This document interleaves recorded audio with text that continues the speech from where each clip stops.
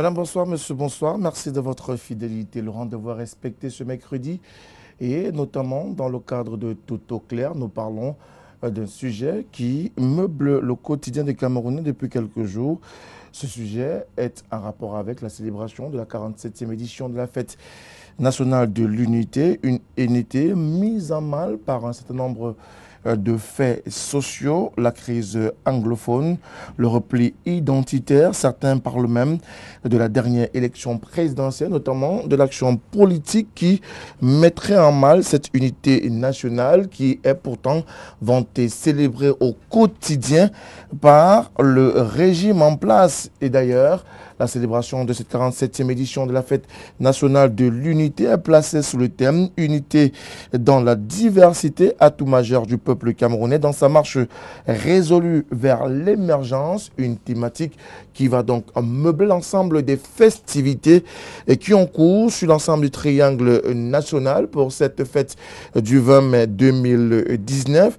Et vous le savez, l'apothéose de cette célébration a cours le lundi 20 mai 2019. Ce lundi donc, il sera question de parade sur l'ensemble du pays, des mouvements d'ensemble. Et à Yaoundé, la grande parade du boulevard du 20 mai sera très certainement présidée par Paul Biya, président de la République. Nous choisissons donc l'occasion de cette célébration de la fête de l'unité pour nous consacrer une fois encore à cette problématique sur la télévision du monde et dans le cadre de Tout au clair. Et ce soir, vous à la maison, vous participerez bien évidemment avec nous pour davantage étayer et meubler cette autre édition de Tout au clair sur la télévision du monde. Vous le savez, Tout au clair, c'est également un débat interactif à travers le 699 57 30 26, 699 57 30 26. Le panel est constitué dans quelques instants. La présentation de ces hommes invités pour la circonstance.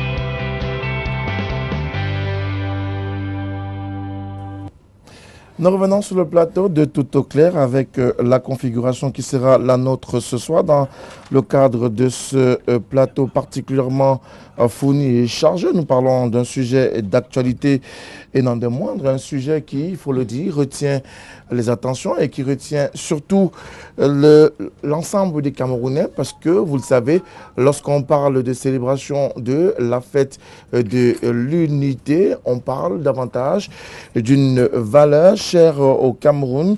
Et on a coutume à le dire, le Cameroun de Paul Biya. Ils seront donc 5 à échanger en notre compagnie ce soir autour de cette problématique dans le cadre de cette édition de Tout au clair sur la télévision du monde et dans le cadre de ce débat, nous allons essayer avec ceux qui sont des nôtres de revenir de long en large sur cette problématique. Parmi eux, un représentant de l'ordre des avocats du Cameroun, mais aussi homme politique dans d'autres casquettes qui est la sienne, Maître Georges Tegem. Bonsoir. Bonsoir, bonsoir vos fidèles téléspectateurs, bonsoir mes panélistes. Il faut quand même préciser, je ne représente pas l'ordre, parce que les avocats des instances ordinales, moi je n'en fais pas partie. Mais vous êtes homme politique ce soir. Voilà, ça c'est autre chose, ça sur le terrain politique, je suis membre du RDPC. Voilà, merci à vous d'être là ce soir. À côté de vous, un qui nous vient pour la toute première fois, il est cadre à Agir de M. Koka, mais également il est un allié du mouvement pour la renaissance du Cameroun. Olivier Koka, bonsoir. Bonsoir Frédéric, merci de m'avoir invité. Bonsoir à tous les téléspectateurs qui nous regardent en ce moment. J'espère que nous allons essayer de les édifier ce soir. Merci à vous d'être là. À côté de vous, un acteur étatique délégué départemental du ministère de la Jeunesse et de l'Éducation civique, l'un des cadres de la parade du 20 mai. Sur le plan civil, bien bonne aventure Nimpa est avec nous une fois encore sur le plateau. Monsieur Degué, bonsoir. Bonsoir Frédéric, bonsoir aux milliers de téléspectateurs de RTM et également bonsoir à tous les panélistes à qui je tire un coup de chapeau. Merci à vous d'être là ce soir. Un que nous retrouvons également, acteur de la société civile. Il aime bien le Cameroun et il aime bien défendre cette patrie. Sylvain Tchoukoga, bonsoir. Merci, bonsoir Frédéric, bonsoir à vos millions de téléspectateurs et à ceux qui nous regardent ce soir. Bonsoir et à l'ensemble des copanélistes, bonsoir. Merci à vous. Alors, ce plateau sera tout à fait particulier et nous avons un autre invité parmi nous ce soir. Il nous vient du mouvement 11 millions qui, il va nous préciser tout à l'heure. Jonathan Batengene, bonsoir. Bonsoir Frédéric, bonsoir aux copanélistes, bonsoir aux millions de téléspectateurs de la télévision du monde. Merci à vous. À côté de vous, un acteur politique de choix, Abel Elimbilobert, homme politique, bonsoir. Bonsoir, merci de me donner l'occasion de participer à cette réflexion. Et Dieu seul sait que oui, l'unité nationale est assez perturbée, menacée. Je crois que c'était une bonne occasion d'en parler. D'accord. Abel, je reste avec vous pour ouvrir le débat. Vous parlez de cette unité nationale qui est menacée. Pour vous, qu'est-ce qui constitue les freins ou alors le problème qui trouble l'unité nationale au Cameroun? Disons que la construction de l'unité nationale, qui est un chantier assez ancien, qui commence véritablement après les indépendances et en particulier avec le premier référendum de 61, est resté une préoccupation purement politique au sens institutionnel et n'a pas connu sa dimension sociale, c'est-à-dire que les institutions étaient appelées à donner naissance à un État unitaire, mais les hommes et les esprits ne se sont pas véritablement imbriqués. On est resté une nation en construction en tant qu'enchevêtrement des groupes ethniques parfaitement identifiés. Les mélanges du sang n'ont pas été suffisamment promus pour faire en sorte que les identités primaires disparaissent pour laisser place à l'identité nationale. Les gens s'identifient encore comme Douala, comme Bamileke, etc. Et alors que si le mélange du sang avait été promu, si vous comptez de 61 à maintenant, nous sommes à peu près à la 4e génération.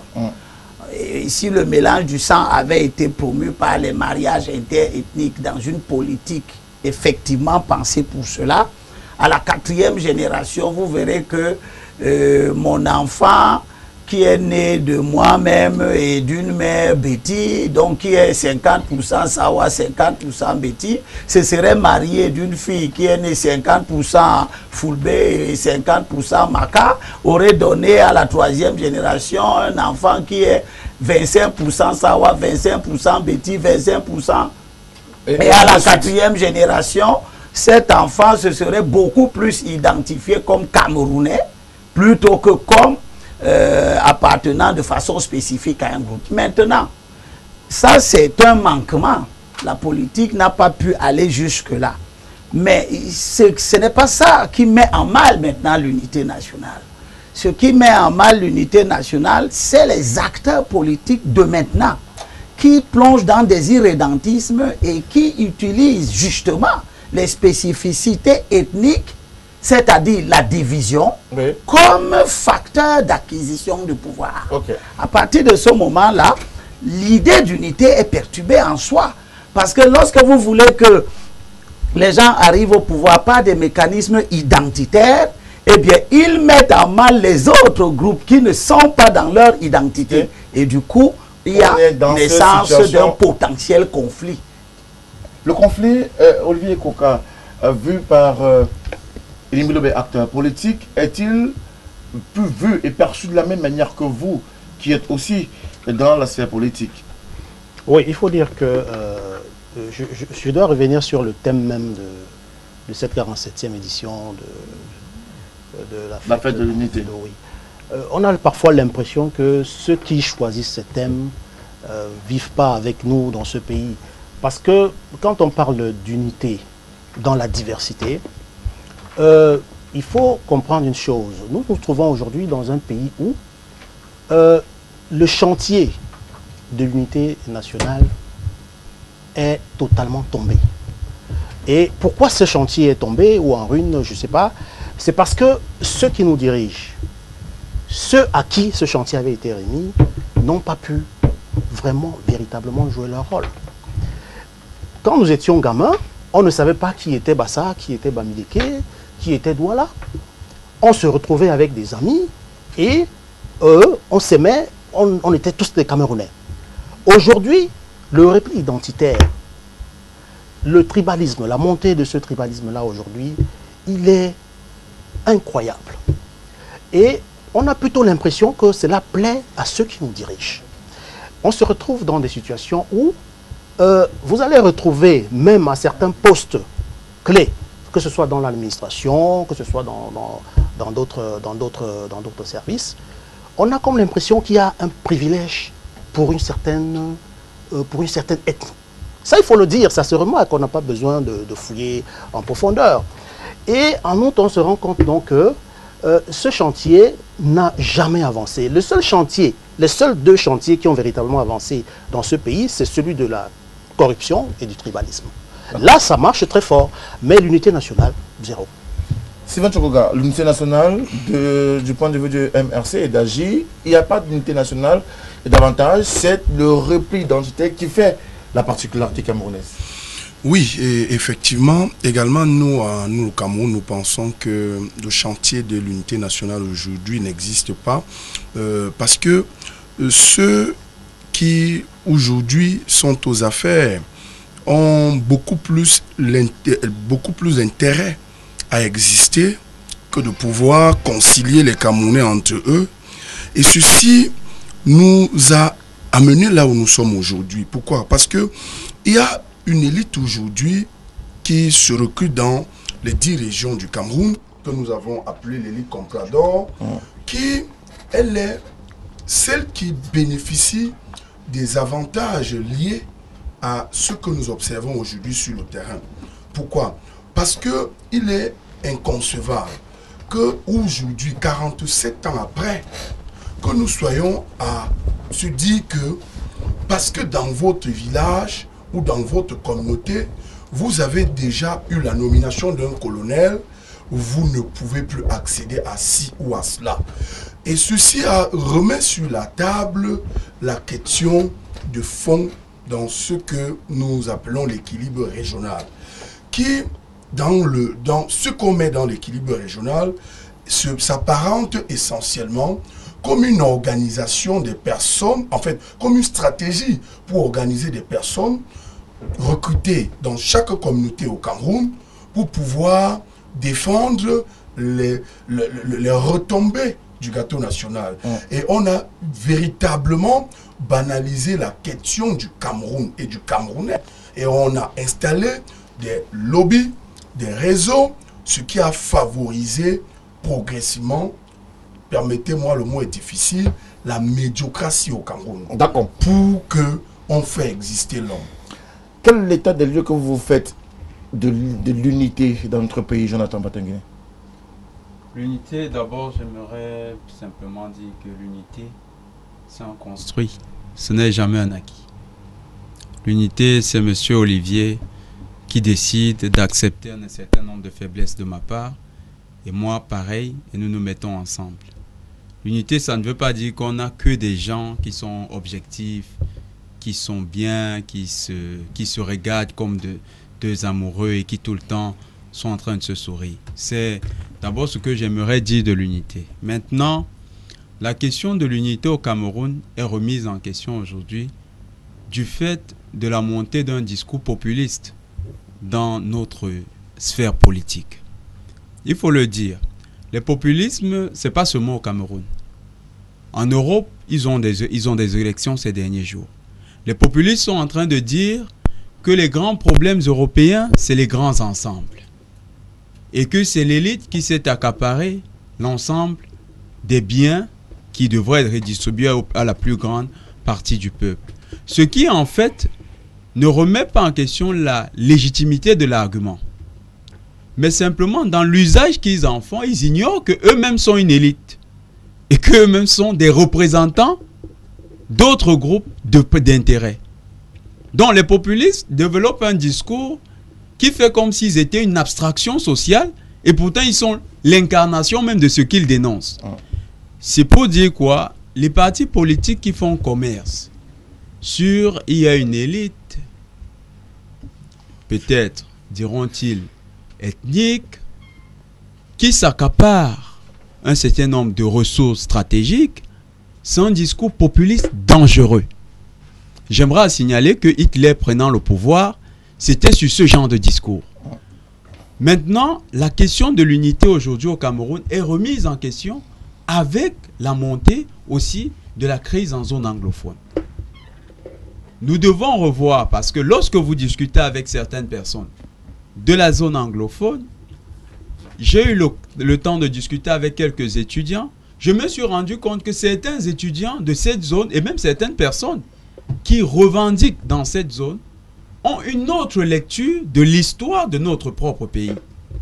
Ça veut dire que la manière dont nous avons inculqué l'histoire à des générations fait problème. Il faudrait déjà revoir cette façon d'enseigner l'histoire. En outre, sur d'autres problèmes, en matière de la gestion de notre pays, il y a beaucoup à redire. Et ces choses peut-être peuvent amener et peuvent justifier la montée d'un discours populiste qui met donc en danger l'unité nationale. Une unité nationale mise en danger par des discours populistes, forcément un point de vue que ne partage pas Maître Georges Teghem sur ce plateau, qui est militant du RDPC. Oui, pour ma part, je pense que tout dépend déjà de ce que l'on entend par unité nationale. Ça commence par l'éducation dans les familles, ça commence par l'éducation à l'école, ça commence par l'éducation dans la société, ça commence par le respect des valeurs. Parce qu'une société ne se développe vraiment que si on respecte des valeurs. Il y a des valeurs qui doivent être partagées, qui doivent être communes, acceptées de tous. La première valeur, c'est l'État. Si nous ne sommes pas d'accord sur l'État, un problème commence à naître. La première valeur sur laquelle nous sommes d'accord, c'est l'État du Cameroun, c'est-à-dire nous sommes d'abord d'accord pour notre pays, qu'il existe d'abord. Donc c'est la valeur première. Quand il s'agit de lui, nous devons être mobilisés pour lutter contre tout ce qui attaque notre pays. Parce que ça, c'est ce qui nous suivra à nous tous. On l'a trouvé, on le laissera, on partira, et ceux qui viendront doivent le trouver et continuer ce que les autres ont engagé avant. C'est la première valeur qu'il faut protéger. Ensuite, moi je pense que dans la communication, nous devons faire un effort chacun à son niveau de respecter le droit à la différence. Si nous n'acceptons pas nos différences, nous ne pouvons pas cohabiter. Le droit à la différence est respecter chacun dans ce qu'il a. Maintenant, l'État a le devoir d'assurer la cohésion et l'unité nationale. C'est-à-dire que c'est un devoir, ou si vous voulez, ceux qui incarnent l'État ont le devoir d'assurer la cohésion et l'unité nationale.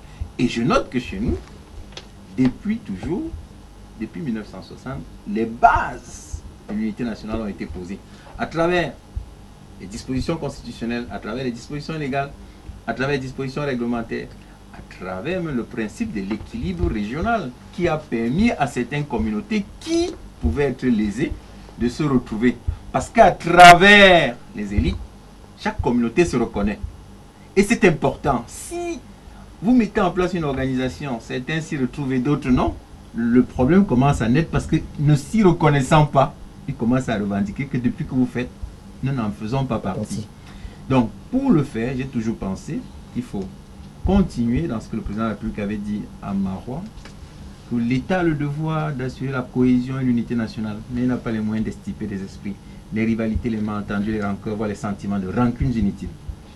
Si vous faites des efforts de bâtir la nation camerounaise, vous faites l'effort de construire en intégrant tout le monde, et que certaines personnes veulent toujours avoir à redire, c'est regrettable, parce que c'est notre diversité qui fait notre richesse.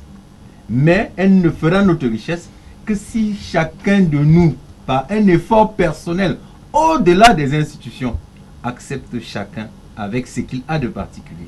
Il faut donc reconnaître que la particularité fait aussi l'unité nationale. Monsieur le délégué départemental du Vaury pour le ministère de la Jeunesse et de l'Éducation civique.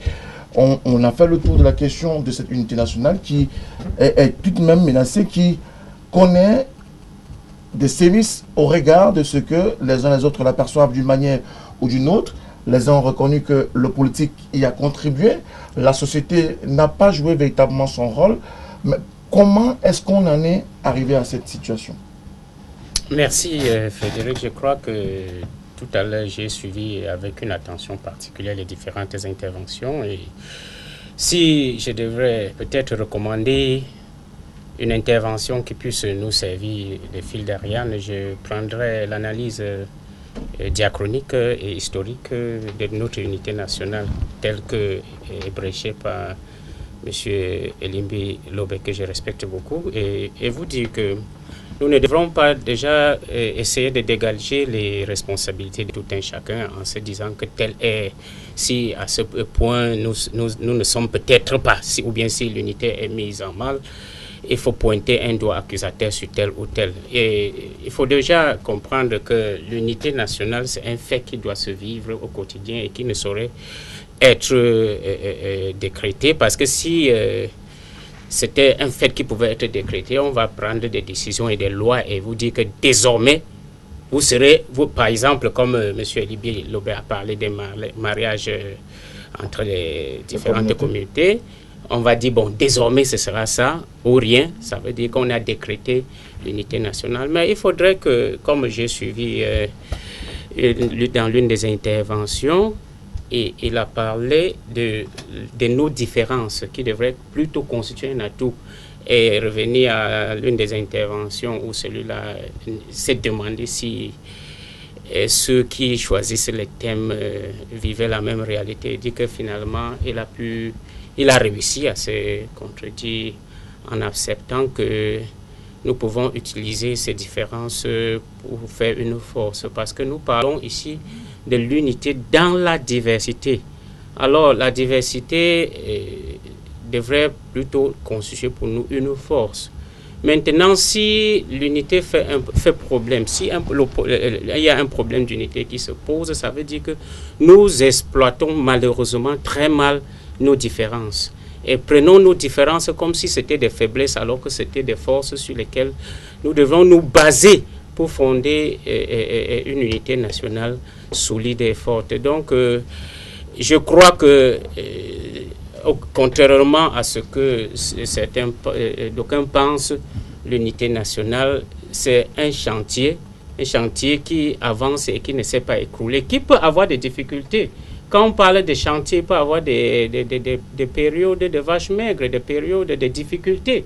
Et vous ne pouvez pas construire quelque chose sans faire face à des difficultés. Et vous savez que si nous devons voir la triple influence coloniale, à savoir l'influence allemande, l'influence anglaise et l'influence française, et bien évidemment l'influence des autres puissances étrangères qui s'installent aujourd'hui, et prendre juste l'aspect linguistique, vous allez comprendre qu'à un moment, le Camerounais ou le jeune Camerounais se voit en train d'étudier plusieurs langues. Et vous savez, la langue a une certaine force. La langue constitue un grand facteur d'unité. Vous savez, nous, généralement, on parle de l'unité du monde arabe. Par exemple, on dit ils ont quelque chose de précieux qui est la langue. Et je me dis que en faisant une cohésion de nos multiples langues, nous en avons plus de 236 et autres, nous pouvons construire un tout autour de cette unité linguistique avant maintenant d'aborder les autres aspects. Parce qu'il y a plusieurs facteurs qui nécessairement devraient rendre l'unité difficile, mais notre réflexion doit tourner autour de comment utiliser ces différences pour faire une force. Abel Elimbi Lobé, il faut utiliser nos différences pour en faire une force, mais davantage, on remarque que les discours qui hier étaient des discours de rassemblement sont davantage des discours de disparité, d'oubli même de cette diversité, de cette richesse que le Cameroun porte en lui. Pourtant, on devrait pouvoir capaciter là-dessus. C'est des situations dues à une forme d'inculture. les gens qui sont promoteurs des divisions politiques ne regardent pas suffisamment l'environnement, même naturel. L'équilibre du monde, le monde dans lequel nous habitons, la Terre, elle est homogène. C'est les montagnes, c'est les cours d'eau, c'est des atomes qui se mettent ensemble dans des équilibres. D'où vient-il que, quand on entre dans la société humaine, les différences qui constituent ailleurs des équilibres deviennent des choses qui ne constituent pas l'équilibre? La nature, le corps humain que nous avons là, tous les membres ne sont pas pareils. Vous imaginez un peu si tous les membres étaient pareils, qu'est-ce que ce serait comment? Ce serait quelque chose d'extraordinaire. Si les doigts avaient la même taille, est-ce que vous êtes sûr que la main fonctionne, la main allait fonctionner? Si les narines étaient, le nez, la bouche, tout ça c'était exactement la même chose, chacun n'aurait pas un rôle. Et c'est parce que chacun a un rôle différent de l'autre qu'il y a une espèce de ce qu'on appelle une synchronisation de ces rôles-là. C'est ça qui donne l'équilibre, la synchronisation de ces rôles. Si on coupe un pied maintenant, tu ne marches plus. Parce que la nature t'a constitué avec deux pieds, mais qui ne marchent jamais en même temps, de la même manière. Un est toujours devant, l'autre est derrière, et inversement. C'est ça qui crée l'équilibre. La différence crée l'équilibre. Ça, c'est un concept qu'il y a dans la nature.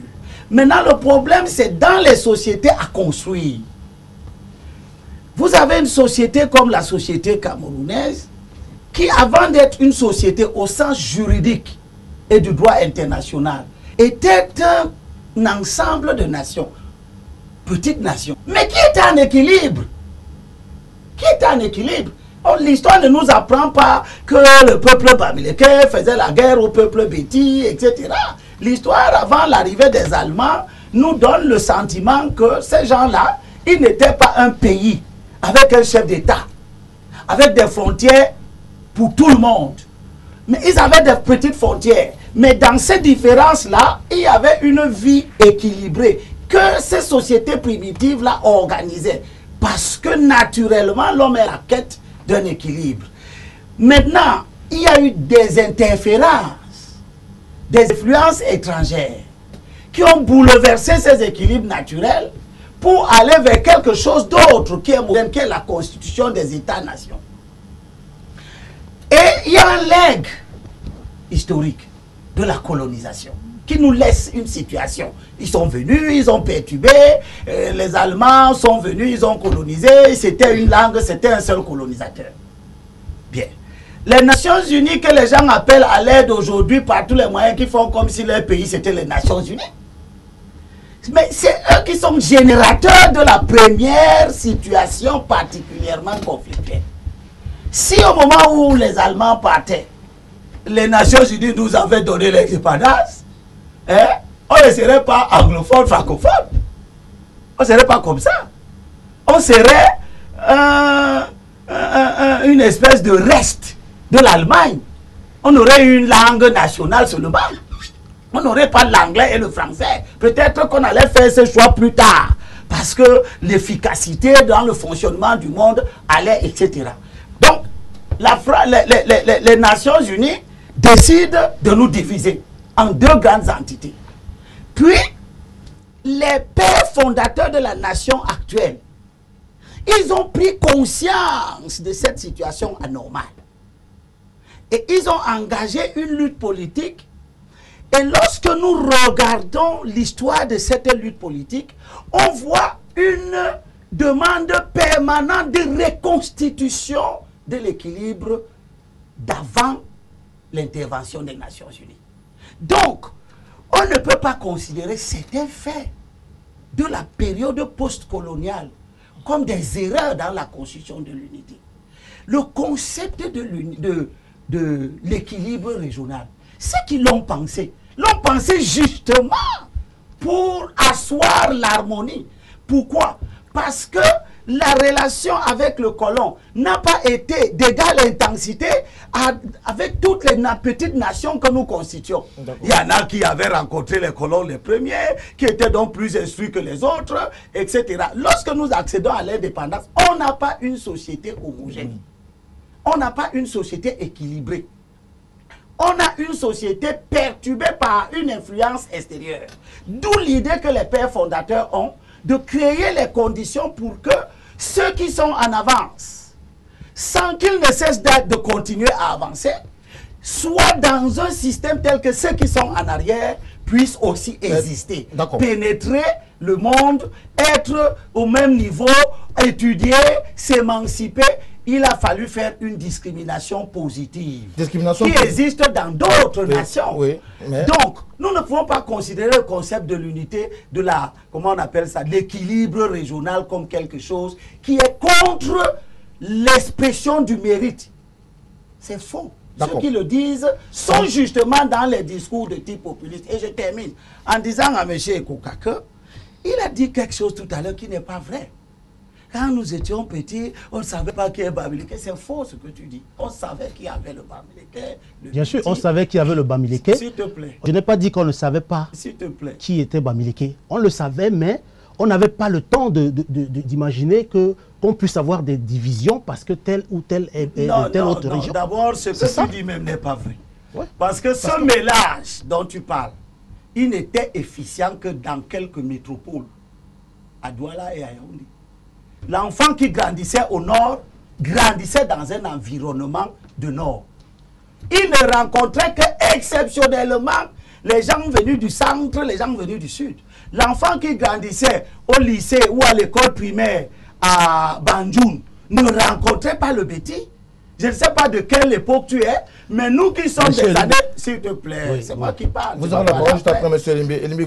Nous qui sommes des années 60, nous savons que ce que vous voyez là n'est pas vrai. Alors, par contre, c'est dans la dynamique justement de construction de l'unité nationale qu'il y a eu cette évolution que toi tu découvres. Parce qu'à un moment donné, les internats dans les lycées à Bertois permettaient que les gens viennent maintenant de Douala pour aller fréquenter à Bertois. Les internats au nord et ailleurs, en Konsamba, etc. ont donc favorisé la rencontre des enfants venus de plusieurs origines. À côté de cela, une éducation qui préparait, dans le sens de l'instruction et autres, qui préparait les gens à être donc dans cette unité-là. Cet effort a été fait. Il n'est pas à l'origine de l'éclatement. Pourtant, il y a un éclatement et notamment cet éclatement, on le vit aujourd'hui et on a du mal à comprendre pourquoi cet éclatement est plus criard davantage en cette période où on parle davantage d'unité nationale. Je vais prendre une citation. Napoléon Ier disait « Il faut avant tout arriver à l'unité et qu'une génération tout entière puisse être jetée dans un moule. » Vous savez, tout à l'heure, peut-être que je ne me suis pas fait très bien comprendre. Quand j'ai été je ne veux pas qu'on revienne là-dessus. Il vaut mieux avancer. Ce que je veux expliquer, c'est que de nos jours, dans ce pays, on peut... Si vous ne voulez pas que je revienne sur l'interpellation d'Elimbi tout à l'heure, qui a fait sur moi, je vais rentrer quand même un peu en arrière. Je vais faire une petite rétrospective. En 72, pendant le référendum, qui avait été un référendum qui allait en violation de l'alinéa 1 de l'article 47 de la Constitution de 1961, de septembre 1961, il y avait déjà des mécontentements. Et ces mécontentements ont apporté, n'est-ce pas, puisque lui parlait des pères fondateurs tout à l'heure. Ces pères fondateurs ne sont plus de la partie. Aujourd'hui, c'est leurs fils et leurs petits-fils qui ont pris le problème à bras-le-corps. Et on nous a appris l'histoire avant, comme s'il s'agissait simplement d'apprendre des cours pour aller faire des compositions ou alors des examens pour écrire ce que nous avons appris à l'école. Ces enfants aujourd'hui sont au centre même de cette histoire.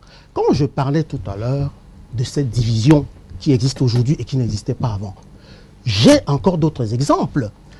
Vous avez aujourd'hui, quand vous allez épouser une femme, on vous demande elle est de quelle tribu. Ça ne se faisait pas avant. Alors si je dis qu'à l'époque, quand nous étions jeunes, on avait des amis on n'avait pas besoin de savoir d'où vous veniez et qu'aujourd'hui, on nous a imposé cela parce que c'est ce qui se passe. Vous vous retrouvez dans un milieu et on a besoin de savoir qui il vient d'où. Vous allez même chercher un travail. La première des choses, c'est de savoir d'où vous venez. C'est ce qui se passe. On vous demande, vous êtes de quelle tribu? Est-ce qu'à l'époque, cela existait? Ça n'existait pas.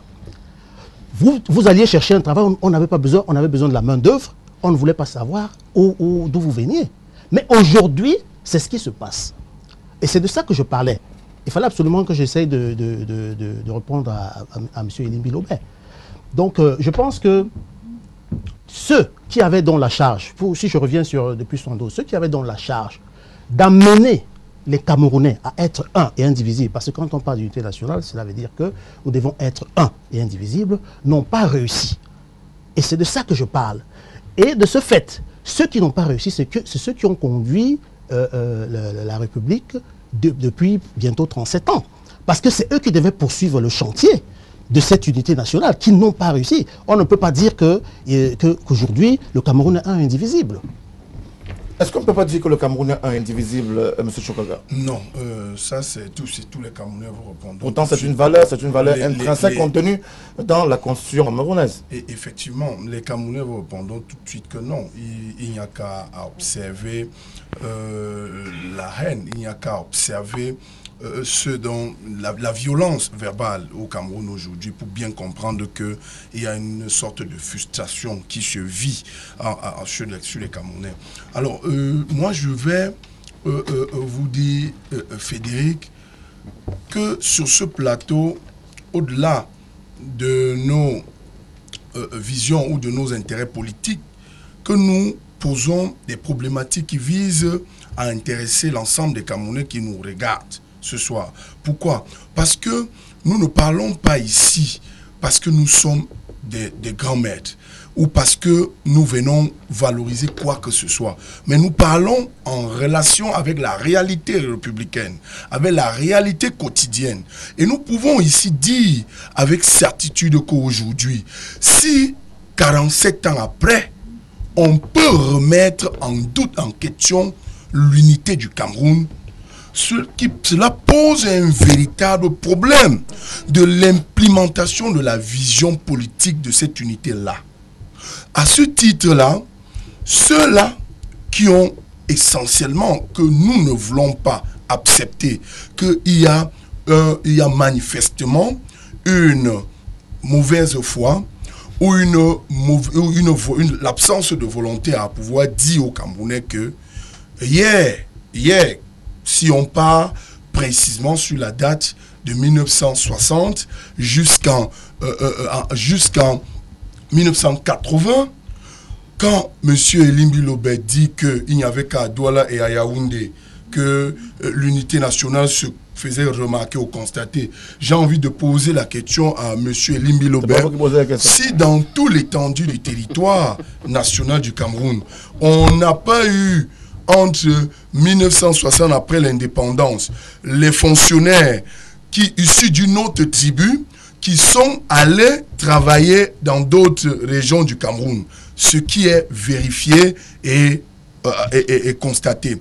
Pour dire simplement qu'aujourd'hui, la question politique, la bataille de simplement pouvoir maintenir les Camerounais dans la division et même dans la division a amené le politique essentiellement à orienter sa stratégie sur les discours que nous observons aujourd'hui, sur la division.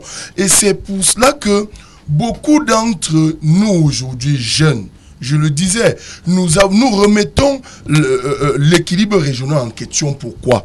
Parce que si on ne peut pas, pour bâtir l'unité nationale, nous l'avons dit, on le dit ici, c'est un chantier. Et pour le bâtir, ou alors pour bâtir cette unité-là, ce n'est pas simplement en décrétant ou alors en favorisant les mariages mixtes au Cameroun. Non, je n'ai pas eu besoin de ça, moi, Sylvain Tchokoga, pour avoir une femme boulou. Je n'ai pas eu besoin que l'État fasse cette promotion-là. Je n'ai pas eu besoin de cela.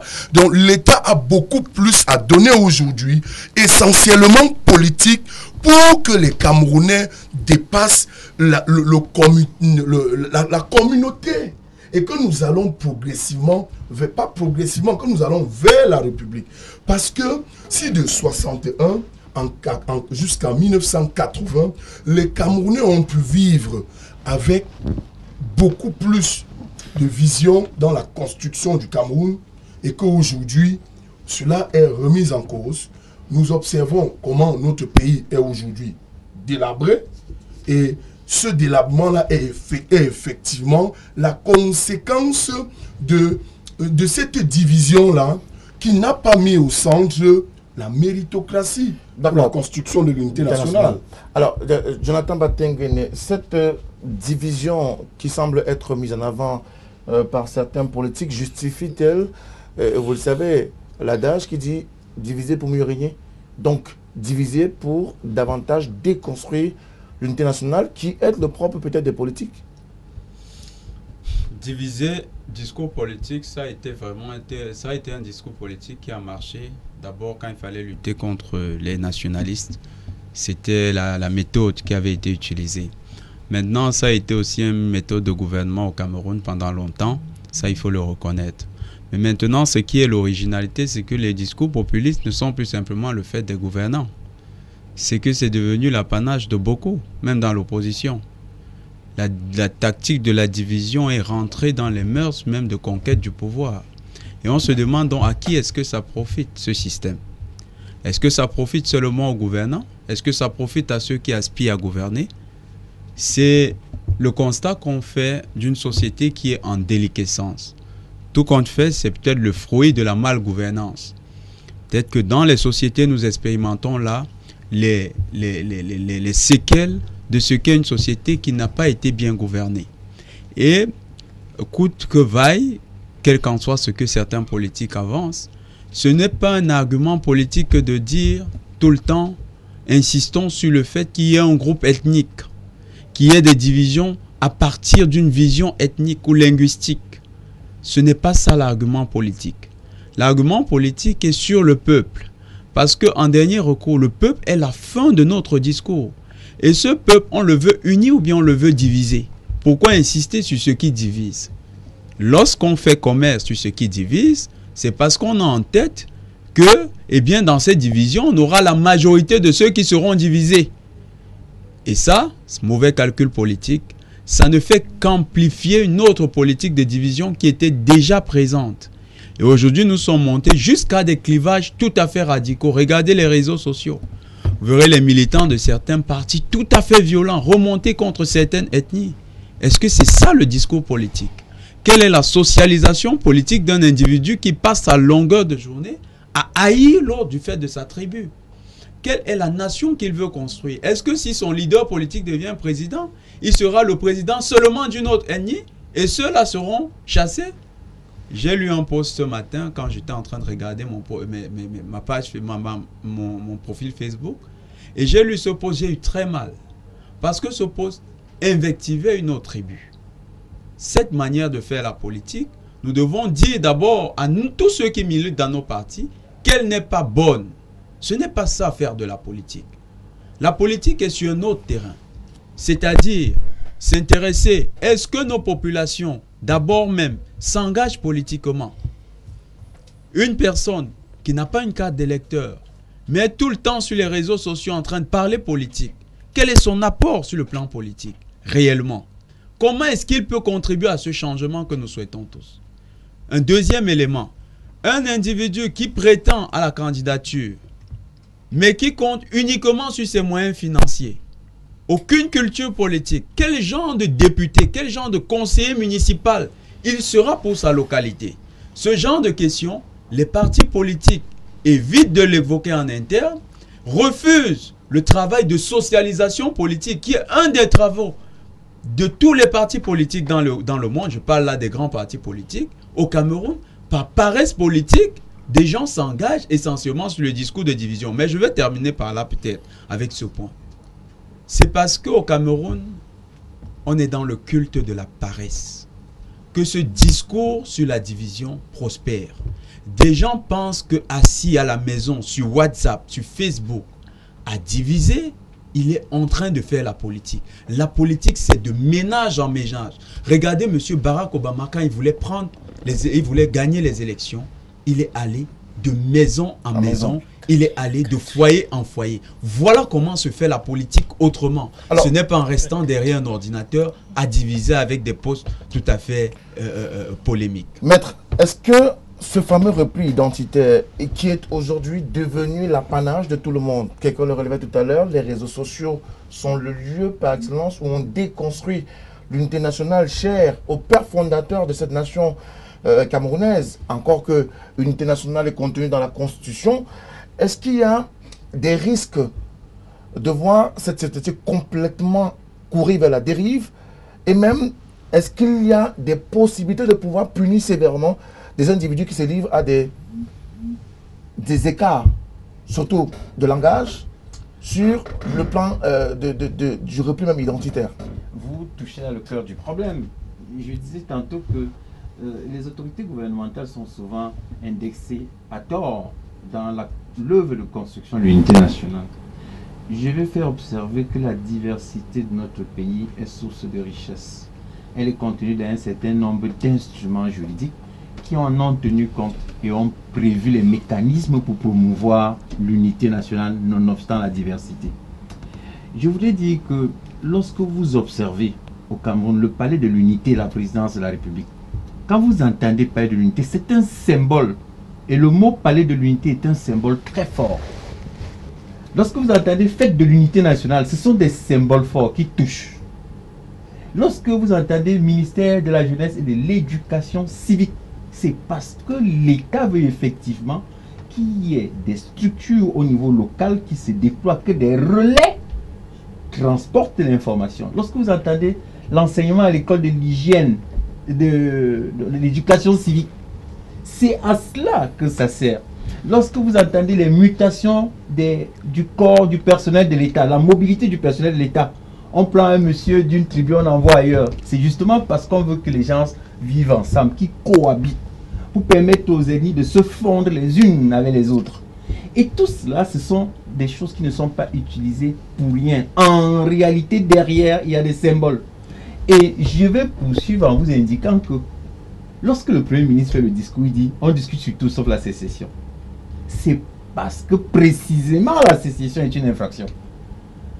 Or, il ne peut pas venir introduire dans le débat de la discussion, comme j'entends beaucoup dire qu'on doit commencer par là, une infraction pénale.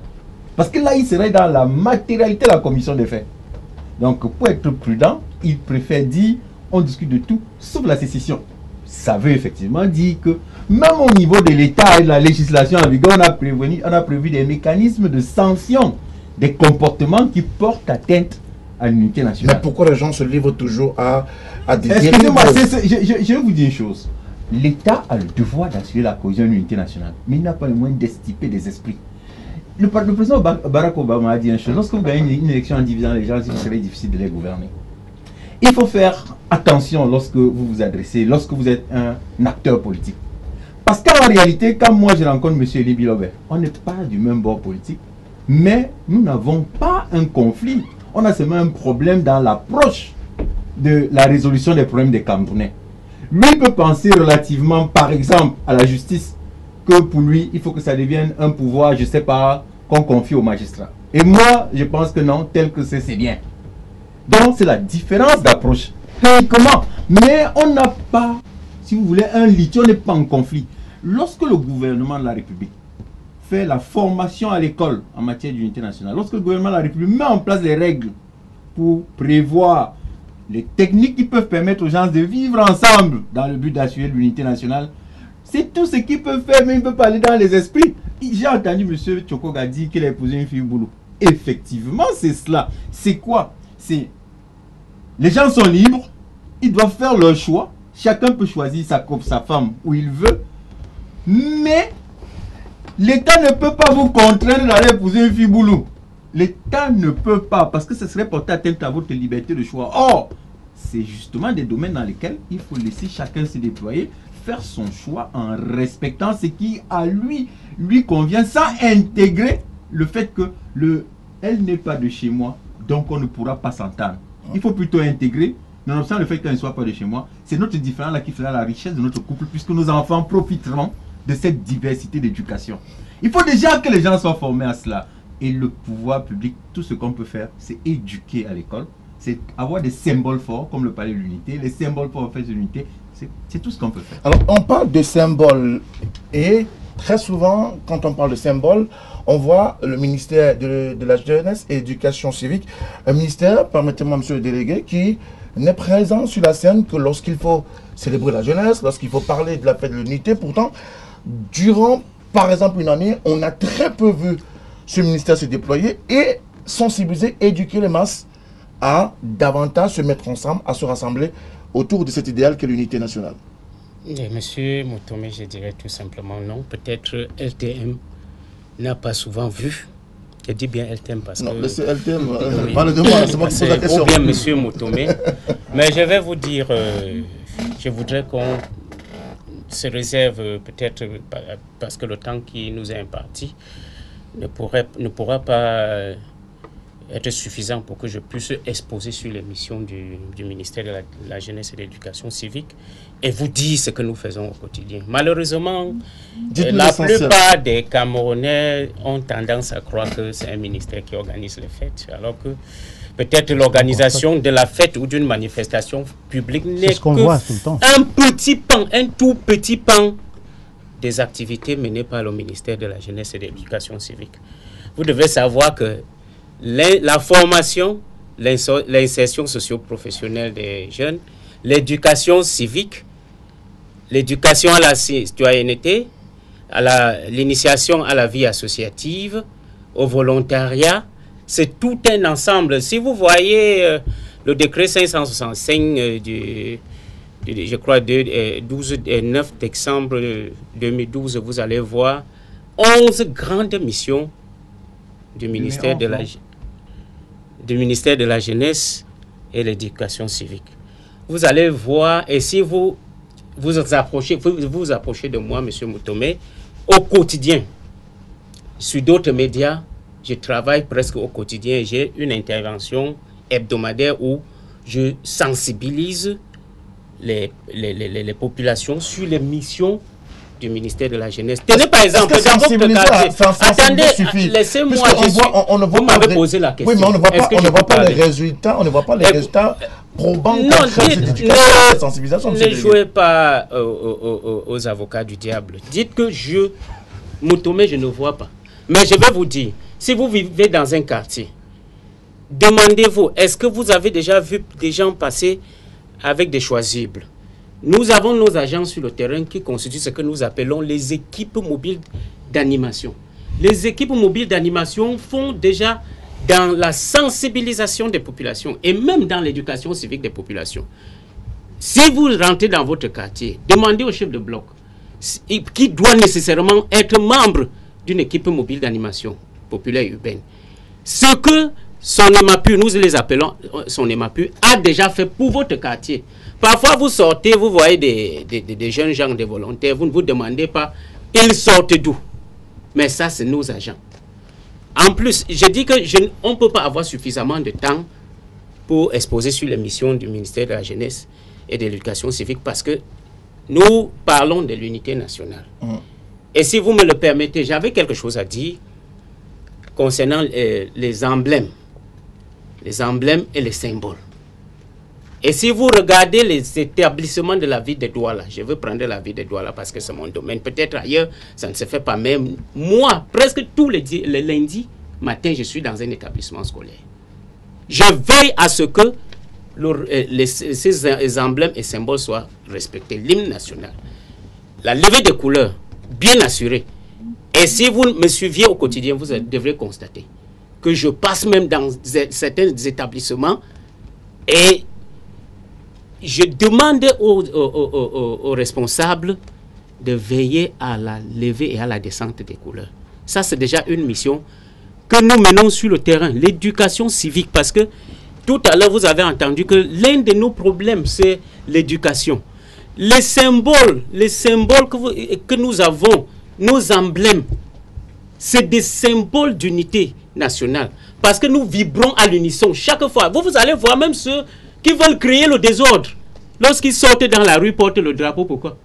Parce qu'ils se disent que ça, c'est un symbole. Que tu sois de l'aile gauche ou bien de l'aile droite, je ne veux pas parler de politique, chaque fois que nous voyons le vert ou jaune, ça nous rappelle quelque chose. Nous devons plutôt renforcer parce que tout à l'heure, j'ai souri quand des gens intervenaient. Je vois que beaucoup sont figés uniquement sur la réalité camerounaise. Ne rentrent pas dans l'histoire des peuples. Ne rentrent même pas dans ce qui se passe ailleurs dans certains pays. Vous devez comprendre que ceux qui connaissent un peu l'histoire ne sont pas trop surpris de ce qui se passe au Cameroun. Je me dis, c'est quelque chose qui est comme une maladie infantile qui va passer. Quand je lis l'histoire des peuples, il y a eu dans le monde pire que ça. Si peut-être nous parlons aujourd'hui, si je veux biaiser, en disant nous parlons peut-être de la guerre de sécession au Cameroun, ce n'est pas la première guerre. Est-ce que c'est la guerre, même aux États-Unis, il y a eu la guerre de sécession. Elle est passée. Donc, quel est ce problème qui alarme le Camerounais? Nous devrons plutôt nous battre à avoir la solution et savoir que si nous mettons en avant les emblèmes, les symboles, parfois, levez-vous le matin, prenez l'hymne national, mettez devant vous, lisez. Ça va créer quelque chose dans vos têtes. Je suis allé au Nigeria. Ils ont ce qu'on appelle un engagement. L'engagement, ce qu'ils appellent pledge. Ils prêtent serment à tous les niveaux. Et vous allez voir, présentement, les Camerounais s'entredéchirent au point même d'essayer d'amener l'étranger, parce que c'est ridicule. Beaucoup d'autres peuples, quand ils se déchirent entre eux, dès qu'un étranger vient, ils arrêtent la querelle et ne tentez même pas de faire comme s'il y avait querelle. Donc nous devons nous unir autour de nos symboles. Et avoir même, si je devais proposer, qu'on ait un serment que les Camerounais prêtent. Parce que j'ai vu au Nigeria, le serment d'amour qu'ils prêtent en dehors de leur hymne national, qu'ils chantent. Ils prêtent un serment. Et ce serment est presque au quotidien. Tu te lèves, tu dis j'aime mon pays, je m'engage à me sacrifier pour le pays. Parce que j'ai, dans le groupe, je crois que Jonathan est dans ce groupe-là, je vous ai posé une question. Individuellement, quel est le sacrifice que vous avez déjà consenti pour ce pays? Et que chaque Camerounais se lève un matin, et chaque matin, et se dise, qu'est-ce que je fais pour le Cameroun? Est-ce que ce que je fais pour le Cameroun aide l'édifice à s'écrouler, ou alors renforce l'équilibre de l'édifice? Si vous ne pouvez pas avoir quelque chose à présenter, à tout moment qu'on vous interpelle au Cameroun, sachez que vous n'êtes même pas encore Camerounais. Vous n'avez même pas encore commencé à mettre votre pied dans l'édifice de cette nation. Merci à vous, monsieur le délégué. Alors, on va prendre quelques SMS et on va revenir avec nos invités. Bonsoir, monsieur Moutomé. Alors, dites au monsieur qui représente la société civile de cesser de jouer à ce jeu, qui voudrait que l'on se présente comme tel, alors qu'en réalité, on n'est qu'une antichambre d'un parti politique, notamment le MRC. C'est M. Bel Anatole depuis Yaoundé qui revient en disant également que le représentant du MRC, être opposant ne signifie pas s'opposer à tout, même à la vérité. L'unité nationale est un construit dont le chantier au Cameroun est aujourd'hui mis en mal par le MRC. Bel Anatole qui nous a envoyé ce SMS. Bonsoir, le plateau. Les jeunes politiciens pensent qu'ils vont arriver au pouvoir en parlant toujours de ceux qui sont aux affaires et proposer des solutions pour qu'on sorte le Cameroun du sous-développement, qu'ils arrêtent de nous parler du tribalisme tous les jours aux antennes et dans les réseaux sociaux. C'est Freddy qui nous envoie ce SMS et qui nous dit Monsieur Elim Bilobe est très pertinent dans son analyse, dites à M. Ekoka d'arrêter de faire la promotion du tribalisme qu'ils disent là où il a cherché le travail et on a demandé son appartenance ethnique. Et puis, merci également aux analyses de Maître et Jonathan Batengene.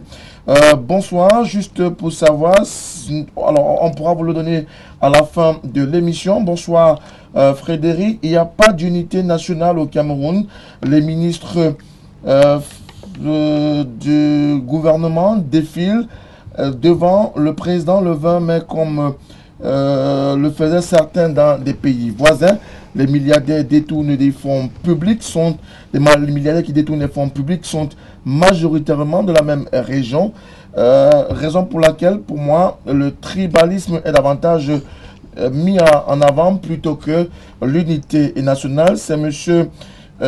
Boss Jérémy qui nous a envoyé ce SMS ce soir. Bonsoir le plateau. Belle émission. L'unité nationale est en mal au Cameroun à cause de l'élite coloniale qui ne pense qu'à leur bien-être et n'ont rien compris du combat des pères fondateurs. Lorsqu'on donne l'argent aux étudiants, n'appelez pas ce numéro de téléphone de l'INAM, qui ne produisent rien alors que les écoles d'ingénieurs sont délaissées. Ça frustre mieux encore. Le président n'a jamais posé les pieds dans les universités. L'unité nationale passe aussi par la présence dans son territoire pour assurer et motiver les citoyens. C'est Jules de Garoua qui envoie ce SMS ce soir. N'appelez pas ce numéro de téléphone s'il vous plaît. Bonsoir le plateau, je suis né en Gaoundéré et mes parents sont l'un originaire du centre, l'autre du littoral. Mon épouse est de Santa. Je vous assure que c'est depuis le 7 octobre dernier que j'ai découvert dans mon pays qu'il y a des gens qui se servent de la naïveté des populations. Je suis Camerounais d'abord, un point, un trait, je parle, c'est langue maternelle, donc je suis un véritable Camerounais. Un autre SMS qui nous est parvenu ce soir, notamment dans le cadre de cette édition de Tout au clair. Bonsoir.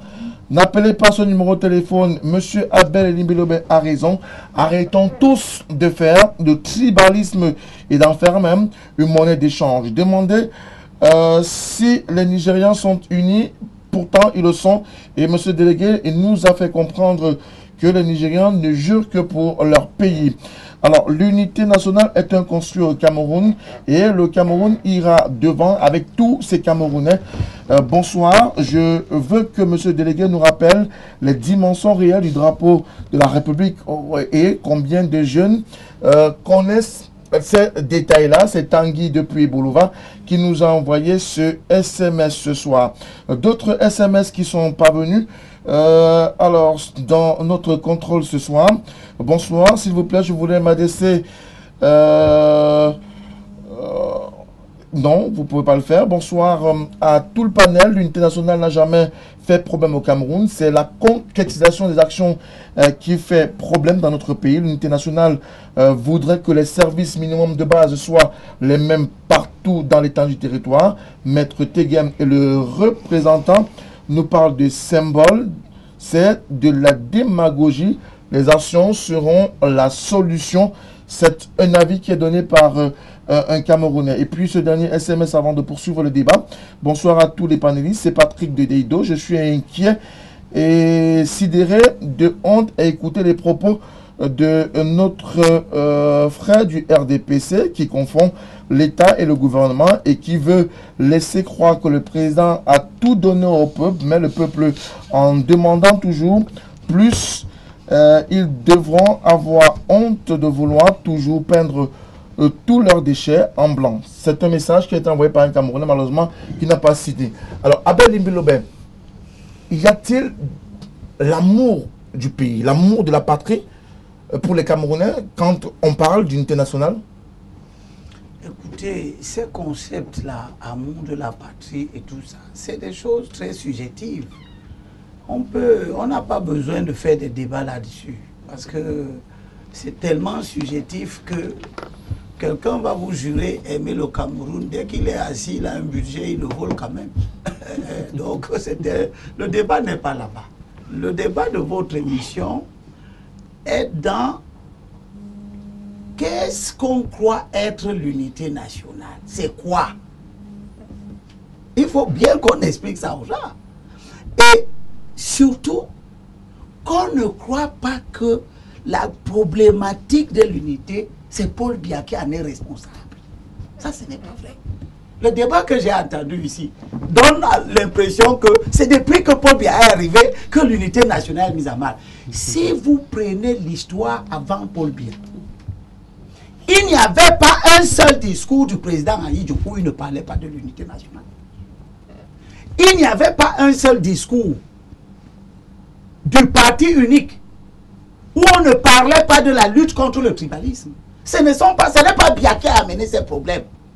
C'est vous qui êtes né sous Biya, qui voyez comme si le Cameroun a commencé avec Biya. Je voulais t'expliquer tout à l'heure quelque chose. Je suis un fils de fonctionnaire. Mon père est sorti de l'ENAM en 62.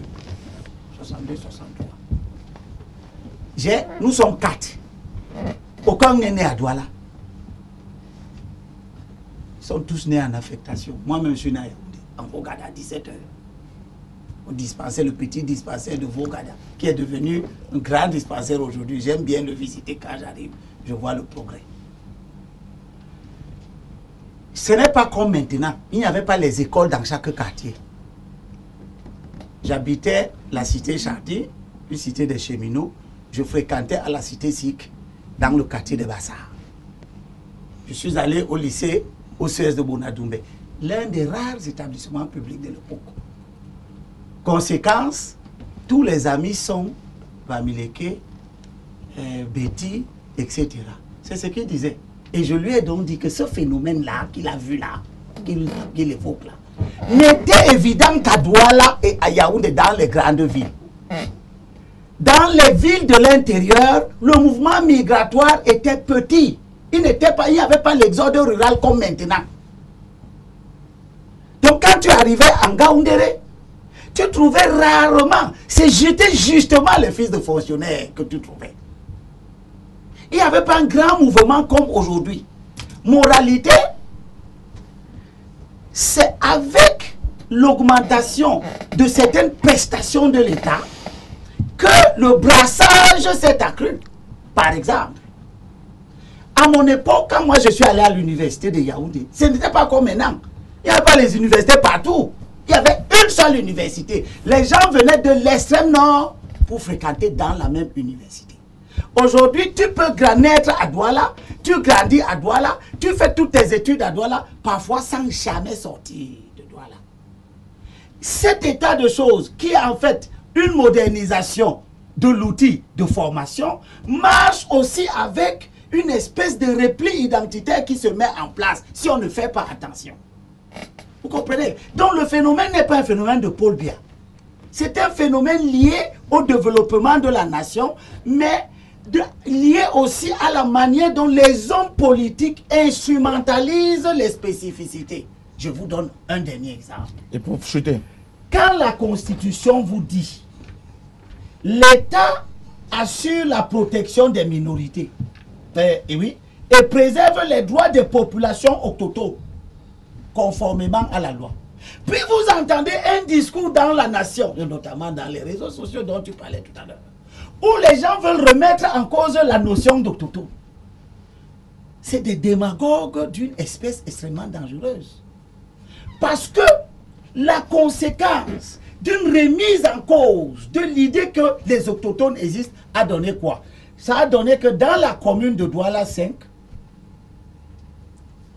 qui est le canton Bassa et le canton Akwa, ce sont les autochtones de là.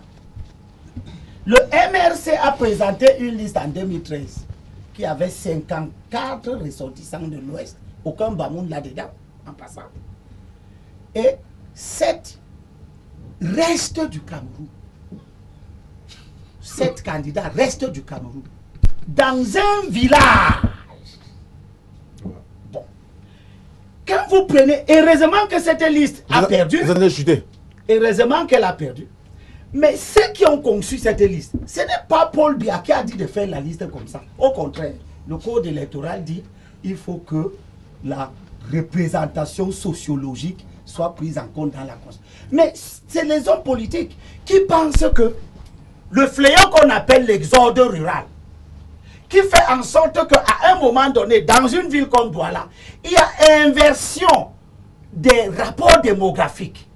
Les peuples autochtones qui étaient nombreux avant sont devenus très peu nombreux. Du coup, les hommes politiques commencent à faire des calculs. Ils commencent à penser que pour que je gagne les élections à Douala 5, il faut que je mette, parce que les ressortissants de l'Ouest sont très nombreux à Douala 5, il faut que je les drague, que je fasse une liste qui ne va plus respecter les dispositions de la Constitution et qui devienne un nouveau élément qui porte un germe. Vous connaissez lequel? Un germe de la marginalisation des autochtones. D'accord. On va un jour donc arriver aux autochtones qui ne sont plus au conseil municipal. Et ils vont prendre les armes. Et on va dire non, il faut dialoguer. Pourtant, les hommes politiques ont refusé. Et ce n'est pas une affaire qui concerne le MSC seul. D'accord. Le SDF a fait la même chose. Merci Abel. Alors, le SDF a fait la même chose. 49 sur 60. Merci Abel. Alors, on parle de l'unité nationale. C'est pour chuter sur ce qu'il a dit, que j'avais déjà dit avant. C'est une construction. Merci. Et dans cette construction, il faut que les gens fassent comme Tegem dit. C'est-à-dire que chacun doit avoir le souci que je respecte les canons qui permettent à l'État de pouvoir rester dans l'équilibre. Merci à vous, Abel et Libelobé. On a parlé et on a remis en cause le repli identitaire, la haine, les écarts de langage. On a parlé de l'équilibre régional qui, pour certains, n'est pas du tout un outil sur lequel on devrait s'appuyer, mais pourtant, tout le monde est formel. On a une diversité qu'on n'utilise pas et qu'on n'utilise même pas du tout. Il faut davantage peut-être penser à explorer cette piste-là. Alors, vous, à AGI et au MRC, comment pouvoir allier cet ensemble-là pour faire du Cameroun, et vous l'avez dit, un Cameroun un et indivisible? Je vais prendre votre question par un autre bout, parce que pourquoi on n'insiste pas sur cette question du pluralisme? Je veux dire une chose. Une bonne unité nationale se construit sur la répartition équitable des richesses. Et vous allez constater une chose. Certaines personnes constatent que les richesses de notre pays, on a l'impression que, qu'est-ce que je veux dire, les Camerounais de tous bords ne profitent pas de ces richesses-là. Et d'où cette frustration qui amène, n'est-ce pas, le peuple, ou alors une partie du peuple, à croire qu'ils sont marginalisés. Donc, c'est facile de dire ici que l'unité nationale a été construite et que ceux qui nous gouvernent ne sont pas responsables, puisque aujourd'hui, allons un peu plus loin pour regarder l'émergence dont on parle, parce que quand vous regardez votre thème de cette 47e édition de la fête nationale, on parle d'émergence aussi, et on se rend donc compte que, étant donné qu'on ne voit même pas du tout cette émergence arriver, comment voulez-vous que les gens n'aient pas le temps de s'occuper de ce problème d'unité nationale qui n'est pas construit, puisque l'émergence n'arrive pas, et l'impression qu'on a, c'est que... L'émergence aussi est un construit. L'émergence n'est pas un construit. C'est pas un acquis. C'est pas un acquis. C'est pas non plus un idéal figé. C'est un idéal vers lequel on tend. On tend, mais on ne voit pas cette émergence arriver. Quand, par exemple, allons-y un peu plus haut, quand on est obligé d'attendre qu'on nous attribue l'organisation de la CAN, excusez-moi de prendre de ce côté-là, pour avoir la possibilité de construire des stades, alors que ces stades auraient pu être construits avant. Mais alors, quand on va dans les fondements de pourquoi est-ce que cette CAN n'a pas été construite, on se rend compte que cette CAN n'a pas eu lieu, on se rend compte que ceux qui ont géré cette affaire de CAN qui n'a pas eu lieu, on va le dire comme on parle au quartier, ont détourné de l'argent. Donc, du coup, c'est à eux que ça profite les richesses. Et c'est d'où naissent donc toutes ces frustrations qui font que... Comment capitaliser cette diversité? Et le thème est suffisamment évocateur. Un atout pour le peuple camerounais. Comment capitaliser cette richesse? Il y a peut-être une richesse financière, des richesses minières et autres, tout ce que vous voulez, mais on a également un capital humain. Comment faire pour profiter de ce capital humain pour construire l'unité nationale? C'est pour cette raison que je suis en train de vous dire que le fait que les Camerounais aient l'impression qu'on ne s'occupe pas d'eux. Vous allez voir quelqu'un qui doit faire 10 km pour aller chercher un verre d'eau et qui n'est même pas potable. À partir de là, peut-être on va se dire, puisque nous sommes d'une région donnée et que le fait que nous ne soyons pas de telle autre région, c'est pour cette raison qu'on ne peut pas nous mettre des forages ici. C'est pour ça, eux, ils sont différents. Peut-être dans leur tête, ils se disent, le fait qu'ils soient dans des zones... Calculer tout ce que vous voulez? Oui, donc ils n'ont pas droit à l'eau potable, alors que dans d'autres zones, les gens ont droit à l'eau potable. D'accord. C'est ça. Sylvain Tchokoga. Oui, la vérité, je vais dire... je ne voudrais pas qu'on réponde à M. Limbilobé. Je voudrais davantage qu'on avance. Je veux plutôt lui faire, je veux dire attirer son attention. En attirant son attention, vous répondez à Abel Limbilobé. Du SDF, et que il y a une bataille qui a vu le jour au SDF. J'ai pris position, je pense, à l'époque, c'était à tous azimuts, en sa faveur. Vous savez pourquoi? Parce que j'estime jusqu'à aujourd'hui qu'il est l'un des perdants. Je le dis face à l'honorable Nitieux, qu'il est l'un des perdants politiques. Et que je pense que si j'estime qu'il est perdant, c'est parce que je l'ai vu au travail. C'est parce que j'ai estimé qu'il incarnait un homme normal qui pouvait défendre la population de Douala 5e dans l'exécutif municipal de cet arrondissement. Allons au sujet, s'il vous plaît. Donc, pour passer, pour dire que aujourd'hui, on ne donne pas un fauteuil de député à quelqu'un. On ne donne pas un fauteuil de maire à quelqu'un. Mais on l'obtient sur la base de ce dont j'ai vu à M. Limbi hier. Et aujourd'hui, je le vois toujours. Ça, vous pouvez vous rassurer de cela. Je suis de ceux qui pensent que vous avez suffisamment de travail. Elimbi est un exemple d'unité nationale? Est un homme qui reflète davantage non, il faut combattre l'idée qu'il ne faut pas il ne faut pas respecter des a priori pour les communautés. Effectivement, et que c'est le travail. C'est ça, il combat l'équilibre régional. Le Cameroun a assisté à la dernière réunion que l'ONU organisait avec les CAM, où nous avons posé la question, qu'est-ce qu'on entend par représentation sociologique dans les listes? À eux de nous répondre, quand vous avez un tête de liste qui est par exemple un homme, il faut nécessairement que si vous mettez une femme là, qu'elle soit suppléante, c'est bon. Alors, je passe là-dedans pour revenir, pour vous dire que Fédéry Moutomé, aujourd'hui, vous avez posé une question, l'amour du Cameroun, est-ce que les Camerounais vivent encore dans l'amour, avec l'amour de la patrie? Je vais vous dire non, il n'y a qu'à regarder. Aujourd'hui, faites le tour, menez une enquête dans les ambassades qui sont au Cameroun. Vous allez vous rendre compte du niveau de demande pour partir de visa pour sortir de ce pays. Nous l'avons fait, nous le Cameroun. J'ai assisté aujourd'hui, je vais attirer l'attention du délégué départemental, à un colloque, parce que le ministre de la Jeunesse était à Douala et a lancé la foi de l'unité. Je me suis rendu compte à Bonanjo tout à l'heure qu'il n'y avait pas 100 jeunes. On était là tous ensemble. Non, je vous dis, je me suis rendu compte qu'il n'y avait pas 100 jeunes. J'ai un document que le délégué régional m'a signé science et tenant là-bas. Il a signé ça. Il y avait soleil ou pluie. Non, je dis ceci. J'y étais aujourd'hui à Bolando. Laissez-moi parler.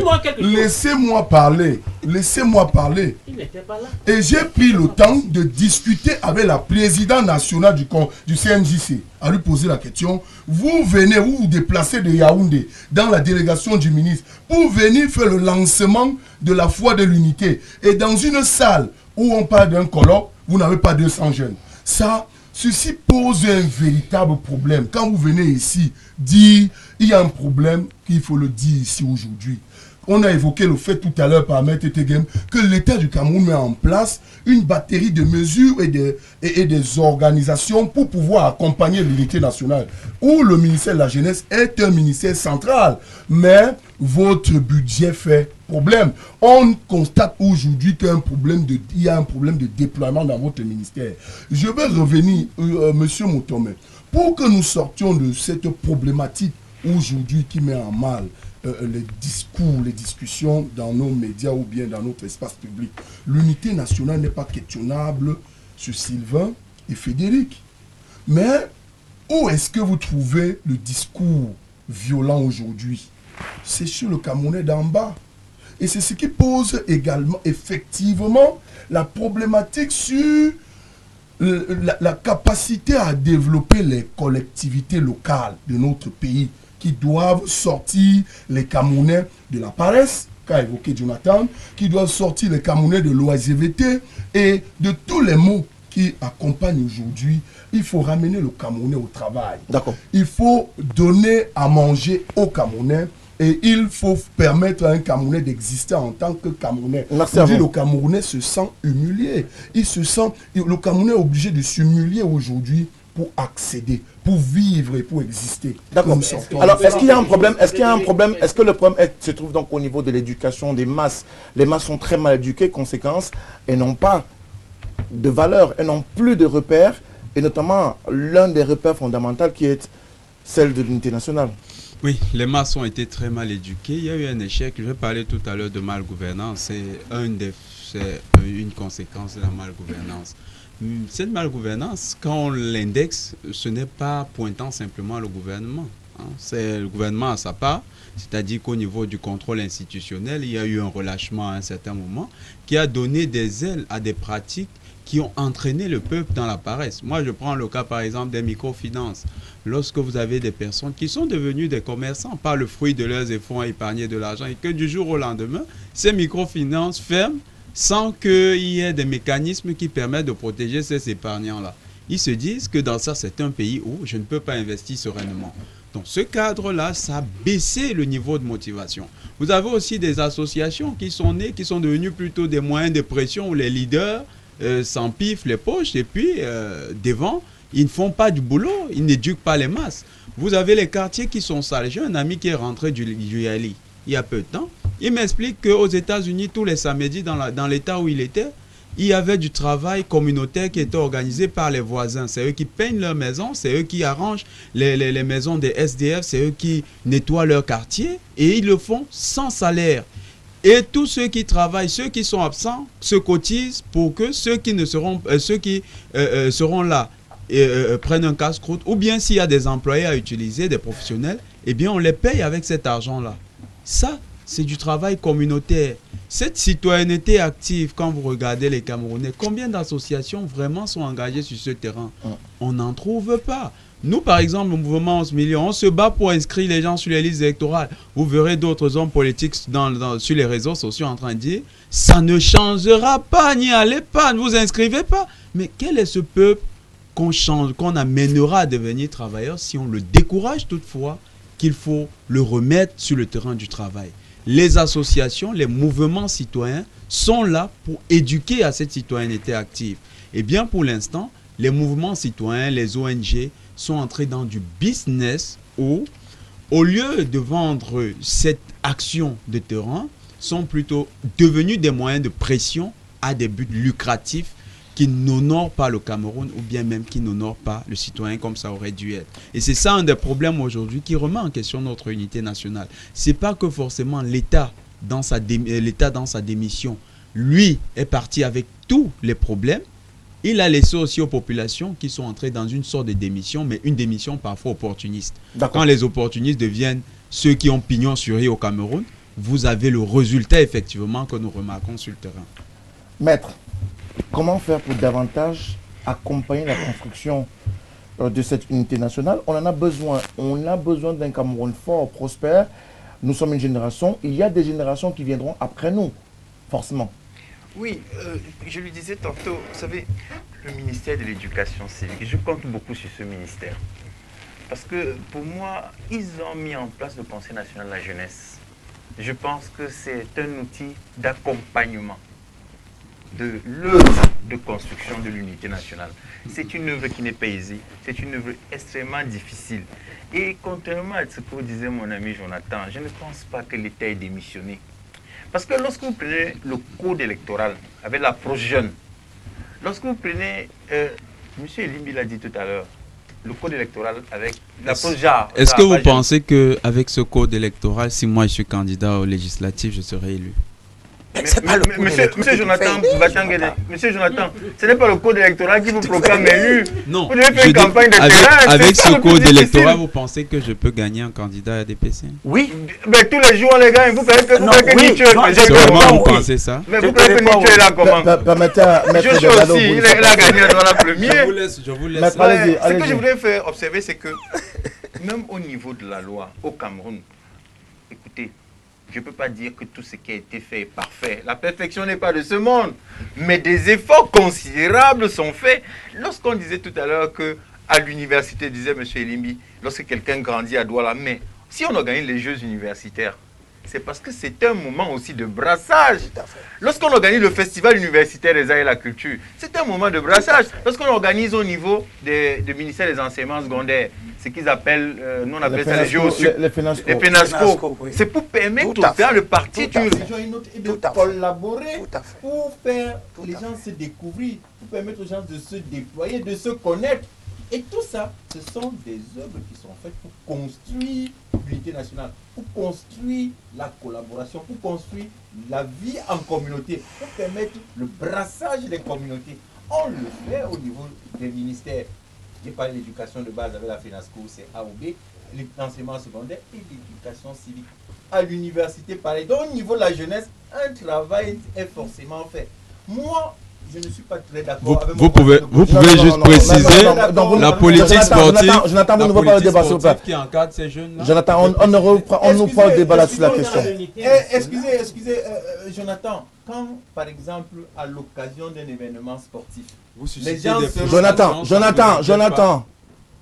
Merci. Jonathan, lorsque à l'occasion d'un événement sportif, un Bassa rencontre un équipe et on sait tout ce qui s'y passe. Beaucoup de choses commencent là-bas et finissent par aboutir à quelque chose de plus grand. Il faut déjà quand les jeunes puissent vivre ensemble. Quelqu'un parti de l'extrême nord vient faire les Jeux FENASCO à Bamenda, comme l'année dernière. Quand ils repartent de là, quand ils rentrent, vous ne connaissez pas le message qu'ils transmettent. J'ai été très flatté l'année dernière de voir qu'un garçon du lycée de Yagua avait gagné les Jeux parce qu'il est rentré à Yagua. Il arrive, il dit j'ai déjà été à Bamenda. Il demande à son camarade de classe qui connaît Bamenda. J'y étais. Voilà comment c'est à Bamenda. Les gens là-bas sont sympathiques. Celui qui est là-bas, immédiatement, pense un jour aller voir Bamenda. C'est déjà une œuvre de construction de l'unité nationale. L'unité, c'est un construit, comme a dit quelqu'un. C'est une œuvre qui se fait de longue haleine, qui se bâtit. Et le gouvernement de la République ne peut pas mieux faire que tout ce qui a été fait. Ce qu'il faut simplement, parce que je regrette mon voisin de gauche, tu m'as interrompu tout à l'heure, ils disent que, et ça je le regrette vraiment, que les richesses sont inéquitablement reparties. Mais arrêtez ça, arrêtez la caricature. Il faut arrêter la caricature. Monsieur... C'est un fait. Vous avez parlé, vous m'avez beaucoup gêné, mais je me suis efforcé pas vous interrompre. S'il vous plaît, soyons courtois. Il faut arrêter la caricature. Monsieur, les richesses se gagnent par l'effort, par le travail. La politique ne nourrit personne. Il faut que les Camerounais le sachent. Il faut se renseigner. Il y a un programme entrepreneuriat jeune au ministère de l'Agriculture. L'État a subventionné. On a donné 3 milliards aux banques. L'argent est dans les banques. Que les jeunes aillent là-bas se renseigner pour trouver des financements, investir pour créer la richesse, produire, enrichir notre économie. Ce n'est pas, l'État n'a pas une caisse où les gens viendront dire pour répartir équitablement la richesse, voici ce qu'il y a lieu de faire. Ce que l'État fait, l'État met en place les structures, l'État met en place un cadre et les gens se déploient dans le cadre. Merci à vous, maître. Alors, on va clôturer cette émission avec certainement, monsieur le délégué, si l'organisation le permet, on aura à peu près 3-4 minutes qu'on va grappiller. Monsieur le délégué, aujourd'hui, on nous parle de vivre ensemble, on nous parle de cohésion et d'intégration nationale. est-ce des concepts qui concourent davantage à cette unité nationale? Évidemment, vous savez, parlant de notre ministère, vous devez comprendre que incessamment le gouvernement met en place des instruments. Qu'on ne voit pas. Des instruments qui vont aider et favoriser l'unité nationale. Tout à l'heure, vous avez entendu le phénomène de la socialisation est un vécu quotidien. Dans les différents programmes que nous organisons, vous voyez qu'il y a un brassage et Dieu merci, la nature cosmopolite d'une localité comme Douala fait que à chaque fois qu'il y a une manifestation, vous voyez presque toutes les tribus. Nous avons organisé un carrefour du dialogue intercommunautaire ici et nous avons vu que presque toutes les communautés du Cameroun étaient représentées. Et ils ne sont pas allés dans la langue de bois, ils ont parlé.